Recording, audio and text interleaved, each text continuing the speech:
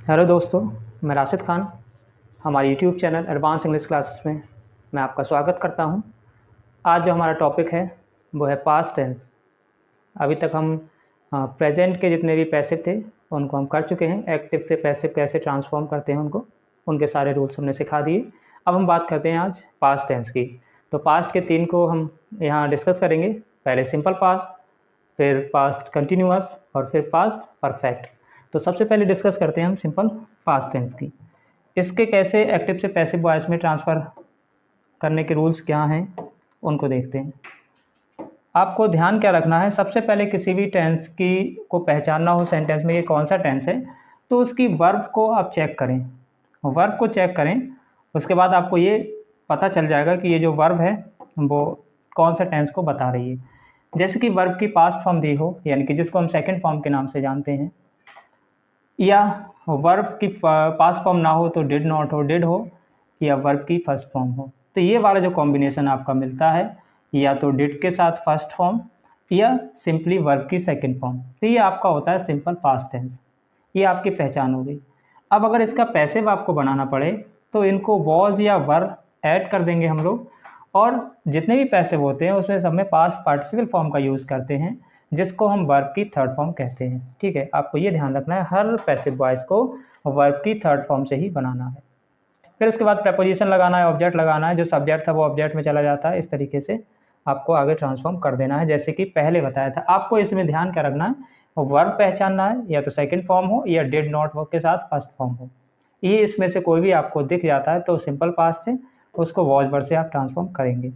जैसे कि यहाँ देखिए कि पहला सेंटेंस दिया है, they did not inform me about the meeting. अब हमें क्या पकड़ में आया, डिड नॉट, यानी कि डिड नॉट दे दिया इसमें, तो ये हमारा सिंपल पास्ट टेंस है। अब आप सब्जेक्ट दे है और मी ऑब्जेक्ट है, इनको आपस में एक्सचेंज कर लेंगे। तो मी का क्या होगा, आई। अब इसका पैसिव बनाते हैं तो वॉज और वर को ऐड करते हैं, तो सिंगुलर के साथ वॉज आता है और प्लुरल के साथ वर। तो आई के साथ हमारा क्या लिखेंगे, वॉज। फिर नॉट को छोड़ नहीं सकते, नॉट को ऐड करना होगा। डिड छूट जाएगा, क्यों, क्योंकि डिड हमारा एक्टिव वॉइस सेंटेंस में आता है और वॉज इसकी जगह पैसिव वॉइस में आता है। तो डिड को छोड़ के वॉज वर्ब का यूज़ किया, नॉट लगाया। नॉट के बाद में इन्फॉर्म, इन्फॉर्म की आपको थर्ड फॉर्म लिखना है, इन्फॉर्म्ड। फिर बाय देम, दे का दैम हो जाएगा, और फिर अबाउट द मीटिंग।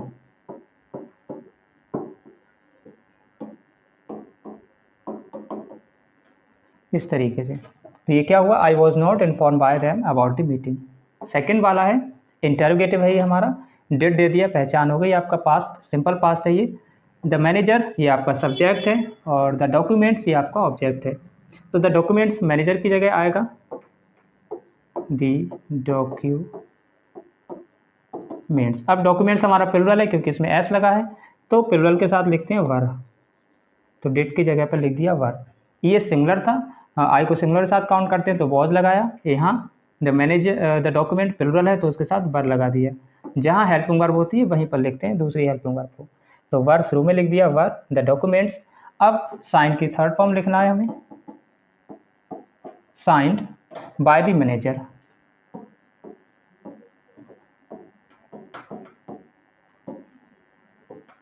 इस तरीके से ये हो जाएगा, over the document signed by the manager, और लास्ट में क्वेश्चन मार्क क्योंकि इंटरोगेटिव है। फिर थर्ड वाला है who wrote this letter. Who जो होता है इसमें सब्जेक्ट होता है, ये क्वेश्चन वर्ड, क्वेश्चन वर्ड जो है वो सब्जेक्ट भी है हु, और हु ये हमारा प्रोनाउन है। ठीक है, तो इसको जब पैसिव वॉइस बनाएंगे तो हमें लिखना होता है बाय होम। क्यों, क्योंकि ये अभी सब्जेक्ट था, पैसिव वॉइस में ऑब्जेक्ट बन गया, तो होम, हु की ऑब्जेक्टिव केस जो होता है हुम, और उससे पहले लगा दिया बाय प्रपोजिशन। अब उसके बाद में हमें क्या लगाना है, इसके साथ बाय होम। दिस लेटर हमारा क्या है, ऑब्जेक्ट। ऑब्जेक्ट को वर्ब से पहले लिखना है, तो दिस लेटर एक है, सिंगुलर है, तो इससे पहले वॉज लिखेंगे, फिर लिखेंगे दिस लेटर, और फिर लिखेंगे रिटिन, राइट की थर्ड फॉर्म।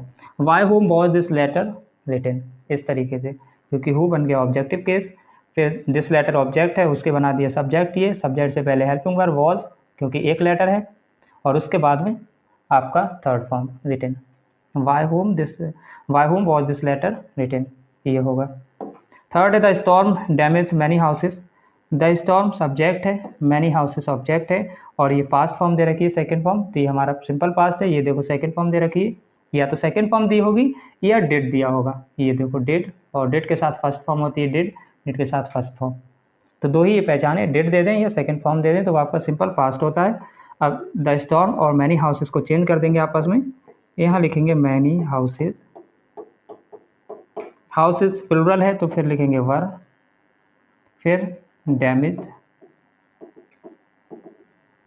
फिर बाय द स्टॉर्म।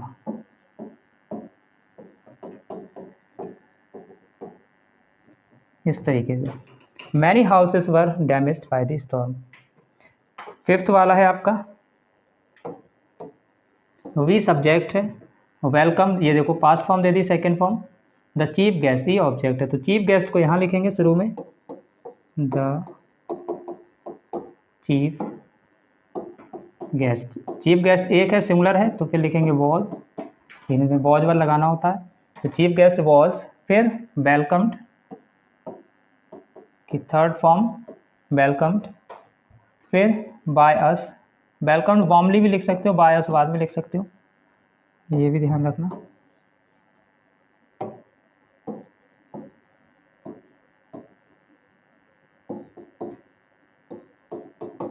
इस तरीके से the chief guest was welcomed warmly by us, इस तरीके से आपको ट्रांसफॉर्म कर देना है।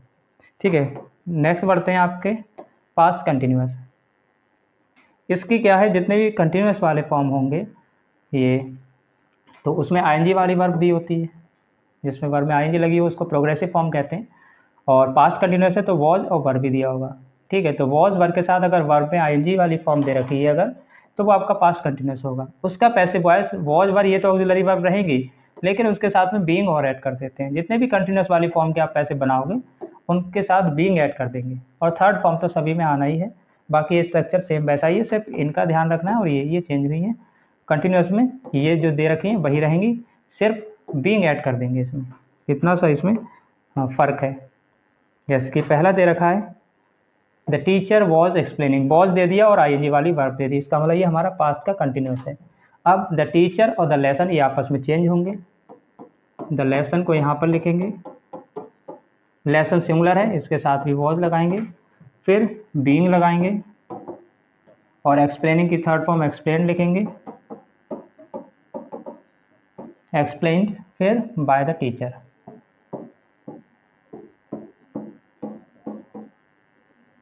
इस तरीके से the lesson was being explained by the teacher. Next है वॉज दे रखा है और आईएनजी वाली वर्ब दे दी, यानी कि प्रेजेंट पास्ट कंटिन्यूअस है। ही सब्जेक्ट है, द कार ऑब्जेक्ट है, द कार को ही की जगह लिखेंगे। अब कार सिंगुलर है तो सिंगुलर के साथ तो वॉज भी रहेगा, यही वॉज इसकी जगह पे वॉज लिख दिया। वॉज द कार, यहाँ सिंगुलर था तब भी वॉज था, यहाँ द कार सिंगुलर है फिर भी वॉज रहा। फिर बीइंग लिखेंगे यहाँ पर, फिर ड्राइविंग की थर्ड फॉर्म ड्राइवन, फिर केयरफुली लगा दो यही, बाय हिम और question mark. Was the car being driven carefully bye him, इस तरीके से इसको बना देंगे। थर्ड वाला है वाई को तो कुछ चेंज नहीं करना है, फिर दे सब्जेक्ट है और हिम ऑब्जेक्ट है, तो हिम को यहाँ लिखेंगे तो क्या होगा ही। ठीक है, जब ही यहाँ होगा तो इससे पहले क्या लिखेंगे वॉज। जो हेल्प वर्ड दी होती है उसी के जगह पे ऑक्सिलरी वर्ब हेल्प वर्ड जो लिखते हैं, ऐसा नहीं कहीं और जगह लिखें।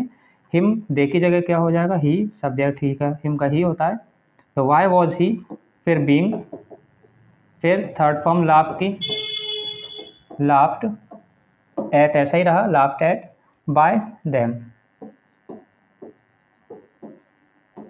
ये हो जाएगा why was he being laughed eight bye them. Fourth वाला है वी सब्जेक्ट है, द मैच ऑब्जेक्ट है, तो द मैच यहाँ लिखेंगे, फिर मैच सिंगुलर है लिखेंगे वॉज, फिर लगाएंगे बीइंग, फिर वॉचिंग की थर्ड फॉर्म वॉच्ड, फिर बाय अस, इस तरीके से।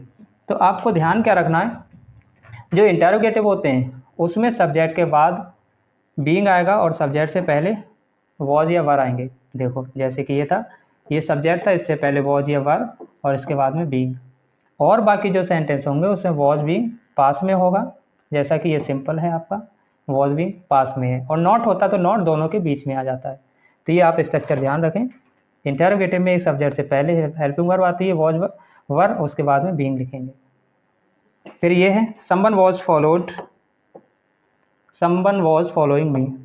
अब इसमें समवन सब्जेक्ट है, मी ऑब्जेक्ट है, तो मी को लिख देंगे यहाँ आई के साथ लगाते हैं वॉज, फिर क्या लिखेंगे बीइंग, और फॉलो की थर्ड फॉर्म फॉलोड। अब समवन को हटा सकते हैं, कोई इतना ज़रूरी नहीं है, someone, no one, anyone, anybody, people या दे, इनको लास्ट में स्किप भी कर सकते हो। तो आई वॉज बीइंग फॉलोड, बस बाय समवन लगा दोगे तो भी इतना फ़र्क नहीं, लेकिन हटा दो तो इससे कोई वो फ़र्क नहीं पड़ेगा इसके मीनिंग पर। ठीक है, इस तरीके से ये हो गया आपके पास्ट के कंटिन्यूस। अब आगे बढ़ते हैं पास्ट के परफेक्ट की ओर। पास्ट परफेक्ट तो बहुत ही, परफेक्ट तो सारे ईजी होते हैं क्योंकि वर्ब की थर्ड फॉर्म दे रखी होती है, चेंज करना नहीं है। और इसमें तो ये तो और ज़्यादा ईजी है, एक ही ऑक्सिलरी वर्ब होती है हैड, चाहे सिंगुलर हो या प्लुरल हो, सभी के साथ हैड ही लगाना है। अब जो परफेक्ट होते हैं उनमें बीन आता है और जो कंटिन्यूस होते हैं उनमें बीइंग आता है, इतना सा फ़र्क है। ठीक है, देखो जैसे कि पहला है यहाँ वी सब्जेक्ट है और दैट मूवी ये ऑब्जेक्ट है, तो दैट मूवी यहाँ आएगा। फिर हैड नॉट बीन और ऐड कर देना, जितने परफेक्ट है उनमें बीन आ जाता है। That movie had not been seen by us before, ये है that movie had not been seen by us before. ये देखो इंटरोगेटिव है, ही सब्जेक्ट है, द असाइनमेंट ऑब्जेक्ट है, असाइनमेंट ही की जगह आ जाएगा, तो शुरू में हैड, एक ही ऑक्सिलरी वर्ब है तो हैड ही रहेगी कहीं भी हो। फिर the assignment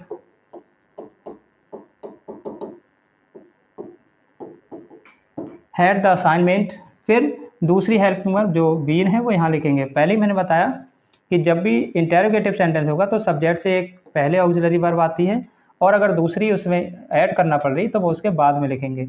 had the assignment been, अब कंप्लीटेड मेन वर्ब लिखना है, कंप्लीटेड बाय हिम, ही का हो जाएगा हिम और question mark. Had the assignment been completed by him, इस तरीके से बना देना है। ये वाई वाला है तो वाई को तो कुछ भी नहीं करना है, वाई ऐसा ही रखा, हैड ही आना है, एक ही ऑक्सिलरी वर्ब है, हैड लिख दो, हैड की जगह दे और द गेट ये आपस में बदल दो, द गेट। फिर दूसरी जो ऑक्सिलरी वर्ब बीन लगा रहे हैं वो यहाँ लिखेंगे, why had the gate been closed, closed by them, इस तरीके से why had the gate been closed by them. Someone को हटा सकते हो, कोई इतना ज़रूरी नहीं है। माई वॉलेट को शुरू में लिखो, my wallet had been stolen की थर्ड फॉर्म, तो यही है, सब थर्ड फॉर्म ही दे रखी है, स्टोलन बाय समवन लगाने की कोई ज़रूरत नहीं है कि my wallet had been stolen, मेरा वॉलेट चुरा लिया गया था, ये है। नेक्स्ट है आपका फिफ्थ द कंपनी और हिम, इसको हिम को यहाँ लिखेंगे, ही, फिर हैड, फिर बीन, फिर ऑफर्ड, फिर a job by the company, इस तरीके से ये लगाएंगे, he had been offered a job by the company. ठीक है, तो उम्मीद है आपको ये समझ में आए होंगे। इस तरीके से आपको ये सारे तरीके के बता दिए मैंने कि इंटरोगेटिव कैसे बनाते हैं, सिंपल कैसे बनाते हैं। तो उम्मीद है कि आपको ये वीडियो अच्छी लगी होगी। मिलते हैं किसी नेक्स्ट वीडियो में। Thank you.